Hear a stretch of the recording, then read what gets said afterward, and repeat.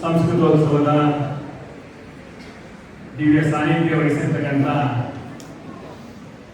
Shri Shri V ವಿದ್ಯಾವಲ್ಲಭತೀರ್ಥ ಸ್ವಾಮಿಗಳವರ ಪಾದಕಮಲಗಳಲ್ಲಿ ನಮಸ್ಕರಿಸಿದ ವೇದಿಕೆಯನ್ನ ಹಂಚಿಕೊಂಡಿರ್ತಕ್ಕಂಥ ಪಡೆರಾಜರವರೇ, ಸುದರ್ಶನ್ ರವರೇ, ಬೆರಿತಾರವರೇ, ಆತ್ಮೀಯ ತೀರ್ಪುಗಾರರೇ, ನಮ್ಮೆಲ್ಲ ಶಿಕ್ಷಕರೇ, ಎಲ್ಲ ಶಾಲೆಗಳಿಂದ ಈ ಸ್ಪರ್ಧೆಗೆ ಅಣಿಯಾಗಿ ಬಂದಿರತಕ್ಕಂಥ ವಿದ್ಯಾರ್ಥಿನಿಯರೇ, ಪ್ರಗತಿ ಶಾಲೆ ಕಳೆದ 20 ವರ್ಷಗಳಿಂದ ಎಸ್.ಎನ್. ಬಾಲಚಂದ್ರ ಸ್ಮರಣಾರ್ಥವಾಗಿ ಈ ಸಂಸ್ಕೃತೋತ್ಸವವನ್ನು ನಿರಂತರವಾಗಿ ಎಲ್ಲ ಶಾಲಾ ಕಾಲೇಜುಗಳ ಸ್ಪರ್ಧೆಗಳ ಮುಖಾಂತರ ಇದನ್ನು ವಿಶೇಷವಾಗಿ ಆಯೋಜನೆ ಮಾಡ್ತಾ ಬಂದಿದ್ದೀವಿ. ಇದ್ದಾನೆ ಗುರುಗಳು ತಿಳಿಸಿದ ರೀತಿಯಲ್ಲಿ ಒಂದು ಪ್ರಾಚೀನ ಭಾಷೆಯನ್ನ ಮುಂದಿನ ಪೀಳಿಗೆಗೆ ಕೊಂಡೊಯ್ಯಬೇಕು ಅನ್ನುವಂತಹ ಸದುದ್ದೇಶವನ್ನ ಪ್ರಗತಿ ಶಾಲೆ ಬದ್ಧತೆಯಿಂದ ಇಟ್ಟುಕೊಂಡು ಈ ಪ್ರಯತ್ನವನ್ನ ಅತ್ಯಂತ ಅಚ್ಚುಕಟ್ಟಾಗಿ ನಿರ್ವಹಿಸ್ತಾ ಬಂದಿದೆ.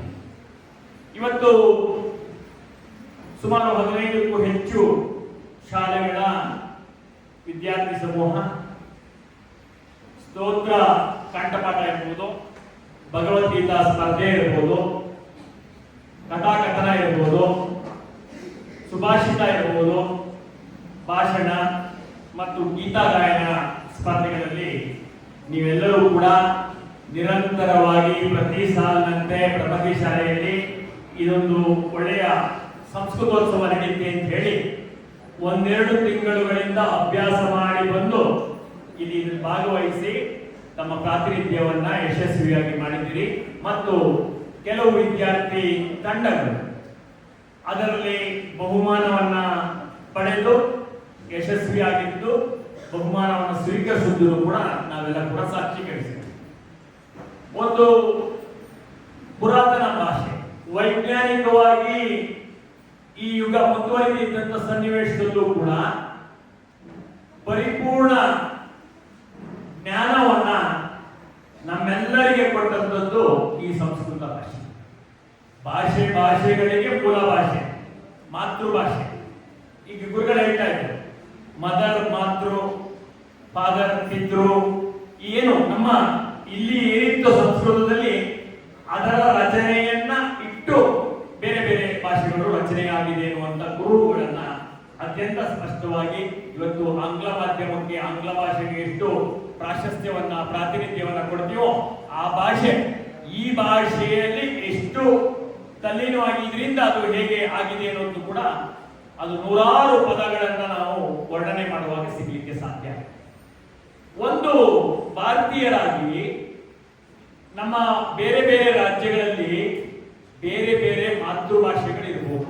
ಕರ್ನಾಟಕಕ್ಕೆ ಬಂದ್ರೆ ಕನ್ನಡ, ತಮಿಳುನಾಡಿಗೆ ಬಂದ್ರೆ ತಮಿಳು, ಕೇರಳಕ್ಕೆ ಹೋದ್ರೆ ಮಲಯಾಳಂ, ಆಂಧ್ರಕ್ಕೆ ಹೋದ್ರೆ ತೆಲುಗು ಅಂತ. ಆದ್ರೆ ಒಂದು ಭಾಷೆ ದೇಶವನ್ನೆಲ್ಲ ಕೊಂಡಿ ಮಾಡಿಟ್ಟಿರ್ತಕ್ಕಂಥ ಒಂದು ಭಾಷೆ ಅಂತಂದ್ರೆ ಅದು ಸಂಸ್ಕೃತ ಭಾಷೆ. ಭಾರತವನ್ನು ಒಗ್ಗಟ್ಟಾಗಿರಲಿಕ್ಕೆ ಆ ಭಾಷೆಯ ಪಾತ್ರ ಅತ್ಯಂತ ಮಹತ್ವದ್ದು ಅಂತ ನಾವೆಲ್ಲ ಕೂಡ. ಜೀವನದ ನೀತಿಗಳು, ಬದುಕಿನ ಸಫಲತೆಗಳಿಗೆ ಬೇಕಾದಂತ ಎಲ್ಲ ವಿವರಗಳು, ಆದರ್ಶಕ್ಕೆ ಬದುಕಿಗೆ ಬೇಕಾದಂತ ವಿಚಾರಗಳು, ಮನುಷ್ಯ ತಾನು ತನ್ನ ಬದುಕನ್ನು ಸಾರ್ಥಕಗೊಳಿಸಬೇಕಾದ್ರೆ ಭೌತಿಕವಾದ ಜೀವನವಷ್ಟೇ ಅಲ್ಲ, ಆಧ್ಯಾತ್ಮಿಕವಾದ ಒಂದು ಅಂಶವೂ ಇದೆ. ಅದನ್ನ ತಿಳಿಸುವಂತ ಪ್ರಯತ್ನ ವಿಶೇಷವಾಗಿ ಸಂಸ್ಕೃತ ಭಾಷೆಯಿಂದ ನಮ್ಮನ್ನೆಲ್ಲರೂ ಒಟ್ಟಾಗಿ ಕನೆಕ್ಟ್ ಮಾಡಿದೆ ಅನ್ನುವಂತ ವಿಚಾರವನ್ನ ನಮ್ಮ ಪೂರ್ವಜರು ನಮ್ಗೆ ಕೊಟ್ಟಿರತಕ್ಕಂಥದ್ದು ಅತೀವಾದಂತ ಹೆಗ್ಗಳಿಕೆ ವಿಚಾರ ಆಗಿದೆ.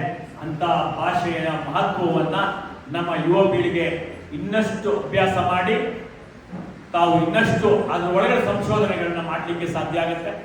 ಇವತ್ತು ಇಸ್ರೋ ಇರಬಹುದು, ನಾಸಾ ಇರಬಹುದು, ಎಲ್ಲೇ ವಿಜ್ಞಾನಿಗಳು ಕೆಲಸ ಮಾಡುವಂತವರು ಈ ಮೂಲ ಸಂಸ್ಕೃತದಲ್ಲಿರ್ತಕ್ಕಂಥ ಶ್ಲೋಕಗಳನ್ನ ಅರ್ಥ ಮಾಡಿಕೊಂಡು ಅವರ ಆವಿಷ್ಕಾರಗಳಲ್ಲಿ ಅದನ್ನ ಅಳವಡಿಸಿಕೊಂಡಿರ್ತಕ್ಕಂಥದ್ದು ಕೂಡ ನಾವು ಬಹಳಷ್ಟು ಪ್ರಕರಣಗಳನ್ನ ನೋಡ್ತಾ ಬಂದಿದ್ದೀವಿ.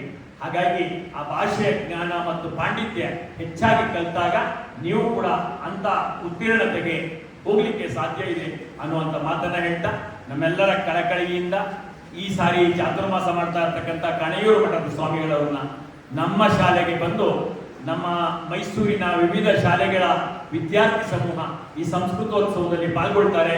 ಅವರಿಗೆ ಬಂದು ಆಶೀರ್ವಾದವನ್ನು ಮಾಡಿ ಮಾರ್ಗದರ್ಶನವನ್ನು ಮಾಡಿ ಮುಂದಿನ ಜೀವನಕ್ಕೆ ಬೇಕಾದ ರೀತಿ ನೀತಿಗಳನ್ನು ತಿಳಿಸ್ಕೊಡ್ಬೇಕು ಅಂತ ನಾವೆಲ್ಲರೂ ಕೂಡ ಕಳಕಳಿಯಿಂದ ಕೇಳ್ಕೊಳ್ಳೋದಕ್ಕೆ ಅತ್ಯಂತ ಪ್ರೀತಿಯಿಂದ ಒಪ್ಪಿ ಬಂದು ಇಲ್ಲಿ ಸಾನ್ನಿಧ್ಯವನ್ನು ವಹಿಸಿ ನಿಮ್ಗೆಲ್ಲರಿಗೂ ಆಶೀರ್ವಾದ ಮಾಡಿದ್ದಾರೆ. ಅವರಿಗೆ ಮತ್ತೊಮ್ಮೆ ಸಾಷ್ಟಾಂಗ ನಮಸ್ಕಾರಗಳನ್ನು ತಿಳಿಸ್ತಾ ನನ್ನ ಮಾತು